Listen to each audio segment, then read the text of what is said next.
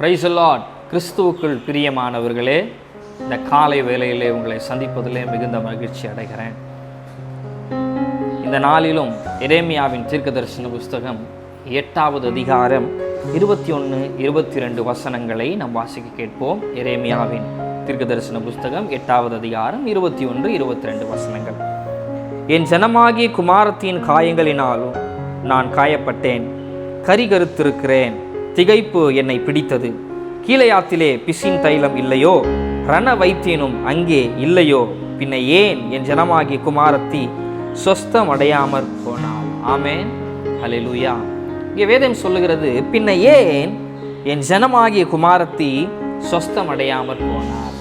தன் ஜனமாகிய குமாரத்தி காயம் அடைந்திருக்கிறாள். அவ காயம் அடைந்ததுனால நானும் காயம் அடைஞ்சிருக்கிறேன் அப்படின்னு சொல்லி வேதம் சொல்லுகிறது. பின்பாங்க தெளிவாக ஒரு காரியம் சொல்லுகிறது, கீலேயாத்திலே பிசின் தைலம் இல்லையோ, ரண வைத்தியனும் அங்கே இல்லையோ, பின்பு ஏன் என் குமாரத்தி சொஸ்தம் அடையாமற் போனார்? ஆமென், ஹல்லேலூயா. பிரியமான கர்த்தருடைய பிள்ளையே, உலகத்தின்படி ஒரு காரியம், வேதத்தின்படியும் உலகத்தின்படியும் ஒரு காரியத்தை நீங்கள் நல்லா கவனித்து பார்த்தீங்கன்னா, இந்த நாவானது மிகப்பெரிய ஆயுதமாக இருக்கிறது. உலகத்தில் சொல்லுவாங்க, தீயினால் சுட்ட புண் உள்ளாரும் ஆறாதே, நாவினால் சுட்டவடு. அப்படின்னா என்ன அர்த்தம்னா, ஒரு தீயில பட்ட காயம் கூட என்ன செஞ்சிடும்? ஆறிடும். ஆனால் இந்த நாவால் பேசப்பட்ட காரியம் ஆறவே ஆறாது அப்படின்னு உலகத்தில் எழுதி வைத்திருக்கிறார்கள். வேதமும் அதே தான் நமக்கு சொல்லுகிறது.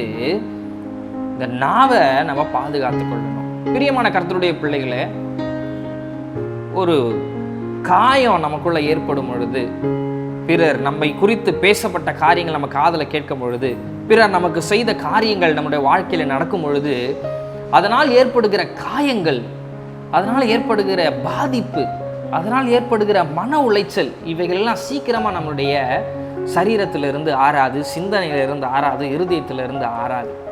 இங்கே வேதம் சொல்லுகிறது, என் ஜனமாகி குமாரத்தின் காயங்களினாலும் நானும் காயப்பட்டேன். நீங்கள் எப்பெல்லாம் காயப்படுறீங்களோ, நீங்கள் எப்பெல்லாம் நெருக்கப்படுகிறீர்களோ, நீங்கள் எப்பெல்லாம் வேதனைப்படுகிறீர்களோ, எப்பொழுதெல்லாம் நீங்கள் தனித்து விடப்பட்டிருக்கிறீர்களோ, அப்பொழுது எல்லாமே உங்களை உண்டாக்கின, உங்களை உருவாக்கின, உங்களோடு கூட இருந்து உங்களை பார்த்து கொண்டிருக்கிறவரும், நீங்கள் எதை அனுபவிக்கிறீங்களோ, எந்த வலியை நீங்கள் அனுபவிக்கிறீர்களோ, அவரும் அந்த வலியை அனுபவிக்கிறார். ஆமென் சொல்லுவோமே. கீழே உள்ள வசனம் ரொம்ப தெளிவாக சொல்லுது, கீலேயாத்திலே பிசின் தைலம் இல்லையோ, ரண வைத்தியனும் அங்கே இல்லையோ, பின்பு ஏன் என் குமாரத்தி சுஸ்தமடையாமற் போனார்? இந்த காயெல்லாம் உங்களுக்கு இருக்குது, சரிதான். அவங்க நிச்சயமா உங்களை வேதனைப்படுத்தி இருப்பாங்க. அந்த காயம் ஆற மாட்டேங்குது. அந்த காயம் ஆறல. காரணம் என்னன்னா, ஒரு காயம் என்று ஒன்று இருந்தால் அதற்கு மருந்து என்று ஒன்று உண்டு.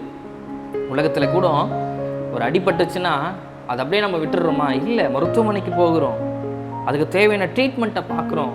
டாக்டர் அந்த ஆயின்மெண்ட் கொடுக்குறாங்க, அந்த ஆயின்மெண்ட்டை யூஸ் பண்ணுறோம், அதுக்கு தேவையான மெடிசின்ஸை உள்ளே எடுத்துக்கிறோம். அப்போது அந்த காயம் மாறுவதற்கு ஒரு மருந்து நமக்கு தேவைப்படுகிறது. ஆனால் இந்த வார்த்தையினால் படுகிற இந்த காயம், செயல்களினால் உண்டாக்கப்படுகிற இந்த வியாதி, இவைகளெல்லாம் என்ன தெரியுமா ஆகுது? ஒரு மனநோவுன்னு சொல்லி வேதம் சொல்லி, இந்த மனநோவு சீக்கிரமாக நமக்கு என்ன செய்ய மாட்டேங்குது? ஆற மாட்டேங்குது. அப்போது வேதம் தெளிவாக சொல்லுது, கீலேயாத்திலே பிசின் தைலம் இல்லையோ, ரண வைத்தியனும் அங்கே இல்லையோ, பின்பு ஏன் என் குமாரத்தை சொஸ்தமடையாமல் போனா? இந்த காயத்தெல்லாம் ஆற்றுறதுக்கு யாருமே இல்லையா? இந்த காயத்தெல்லாம் சரி பண்ணுவதற்கு ஒரு நல்ல மருத்துவர் இல்லையா? இந்த புண்களை மேலே எண்ணெய் வார்ப்பதற்கு யாருமே இல்லையா அப்படின்னு கேட்டால் வேதம் தெளிவாக சொல்லுகிறது, உன் காயத்துக்கு அவர் பதிலளிக்கிற தேவனாக இருக்கிறார். உன் காயத்திற்கு அவர் மருந்து போடுகிறவராக இருக்கிறார். ஆமென் சொல்லுவோமே. அப்போ வேதம் சொல்லுகிறது, உன் காயத்தை ஆற்றுகிற அதிகாரத்தை கர்த்தர் உனக்கே கொடுத்துருக்கிறார். நீங்கள் தான் அந்த ரண வைத்தியன், நீங்கள் தான் அந்த கீலேயாத்தினுடைய பிசின். ஆமென் சொல்லுவோமே. அநேகருடைய வார்த்தையினால் பாதிக்கப்பட்டிருக்கிற அன்பு கர்த்தருடைய பிள்ளையே, நீங்கள் நம்பினவங்க உங்களை ஒருவேளை அவருடைய கிரியைகளினால் உங்களை காயப்படுத்தி இருக்கலாம், அவருடைய பேச்சுகளினால் உங்களை காயப்படுத்தி இருக்கலாம், அவருடைய செய்கைகளினால் உங்களை காயப்படுத்தி இருக்கலாம். இப்படி எப்பேற்பட்ட காயத்தை நீங்கள் அடைந்திருந்தாலும் சரி, நான் சொல்லுகிறேன், நீங்கள் தான் அந்த காயத்தை ஆற்றுகிற பிசின் தைலமாக இருக்கிறீர்கள். நீங்கள் தான் அந்த காயத்தை ஆற்றுகிற ரண வைத்தியனாக இருக்கிறீர்கள். காரணம் என்ன தெரியுமா? அவர் நமக்காக சிலுவையிலே மரித்து, அவர் பிரதான ஆசாரியராக இருந்தும் அவர் சிலுவையில் மரித்தார். அது மாத்திரமல்ல, நம்முடைய பாவங்களை நீக்கினது மாத்திரமல்ல, நம்முடைய நோய்களையும் நம்முடைய காயங்களையும் சுகப்படுத்துகிற நல்ல மருத்துவராய் அவர் மாறுகிறார். ஆமென் சொல்லுவோமே. ஹல்லேலூயா. ஆகவே நல்ல ஒரு விஷயத்தை கவனிங்க. உங்கள் காயங்களை ஆற்றுகிறது நீங்க தான் ரண வைத்தியன், நீங்க தான் அந்த பிசின் தைலம். கர்த்தர் உங்களையே அந்த பிசின் தைலமாக வைத்திருக்கிறார், உங்களையே அந்த ரண வைத்தியனாய் வைத்திருக்கிறார். உங்களுடைய காயங்கள் ஆற்றுவதற்கு பக்கத்து வீட்டு அக்காட்ட போய் சொல்லி ஆற்றுக்கணும்னு அவசியம் இல்லை. இல்லை உங்களை தெரிந்தவர்களிடத்தில் சொல்லி இந்த கஷ்டத்தெல்லாம் சொல்லி ஆற்றிக்கொள்ளணும்னு அவசியம் இல்லை. கர்த்தர் உங்களுக்குள்ளாகவே அந்த பிசின் தைலத்தையும் அந்த ரண வைத்தியனையும் உங்களுக்குள்ள வச்சிருக்கிறார். ஆமென் சொல்லுவோமே. காரணம் என்ன தெரியுமா? நீ காயப்படும் பொழுது அவரும் காயப்படுகிறார், நீங்கள் வேதனைப்படும் பொழுது அவரும் வேதனைப்படுகிறார். ஏன்னா அந்த பரிசுத்த ஆவியானவர் உங்களுக்குள்ள இருக்கிறார் அல்லவா?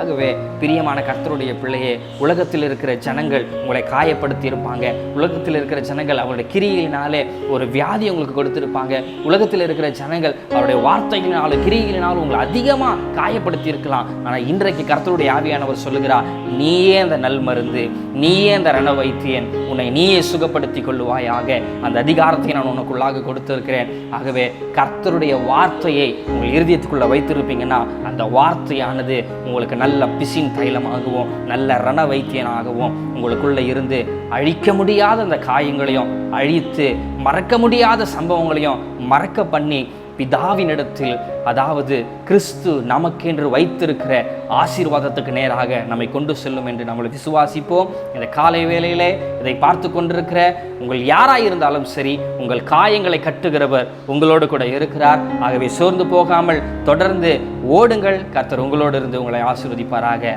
ஆமென். God bless you. கர்த்தர் உங்களை ஆசீர்வதிப்பாராக.